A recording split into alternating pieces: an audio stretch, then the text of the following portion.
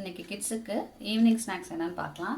இன்றைக்கி நான் pan cake பண்ண போகிறேன். ஸோ பேன் கேக் பண்ணுறதுக்கு வந்து ஒரு கப்பு நான் என்ன எடுத்துருக்கேன்னா கோதுமை மாவு. நார்மலாக மைதாவில் செய்வாங்க, நம்ம கோதுமை மாவில் சேர்க்குறோம். ஒரு கப் கோதுமை மாவு, இதில் அரை கப் சுகர் எடுத்திருக்கேன். நீங்கள் சுகர் பொதுவாக கரும் சர்க்கரை இல்லை மண்டவெல்லம் எது வேணாலும் யூஸ் பண்ணிக்கலாம். நெக்ஸ்ட்டு ஒரு எக்கு. நான் வந்து சோடா, பேக்கிங் சோடா அதெல்லாம் போடுறதுக்கு பொதுவாக நான் எக்கு போடுறேன். அடுத்து 4 வாழைப்பழம். இது சின்ன சின்ன வாழைப்பழங்கிறதுனால நான் 4 வாழைப்பழம் எடுத்திருக்கேன்.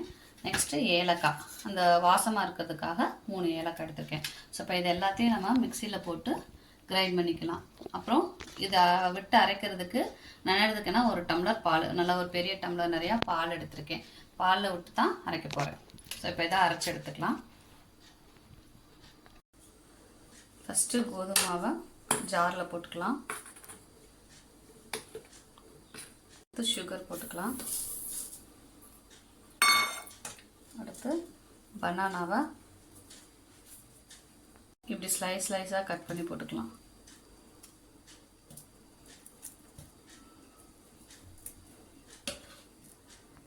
அடுத்து பழம் போட்டாச்சு. அடுத்து 3 ஏலக்காய் போட்டுட்டு எக்கை உடச்சி ஊற்றிக்கலாம்.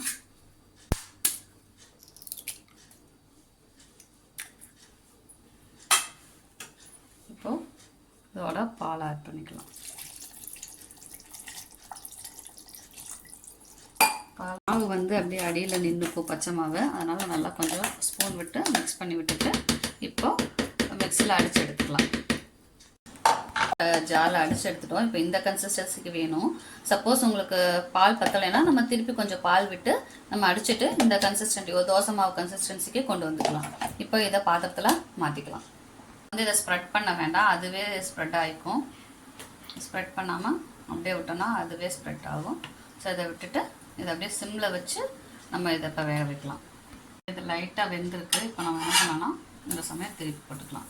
திருப்பி போட்டு ப்ரெஸ் பண்ணிவிட்டு இப்போ இது சிம்லேயே இருக்கட்டும், அப்போ தான் நல்லா வேகும். இப்போ இது வேகட்டும். இது திருப்பி போட்டோம்னா வெந்துருச்சு நல்லா. ஸோ இப்போ இதை எடுத்துக்கலாம். இப்போ நம்ம சுட்டு எடுத்துட்டோம்.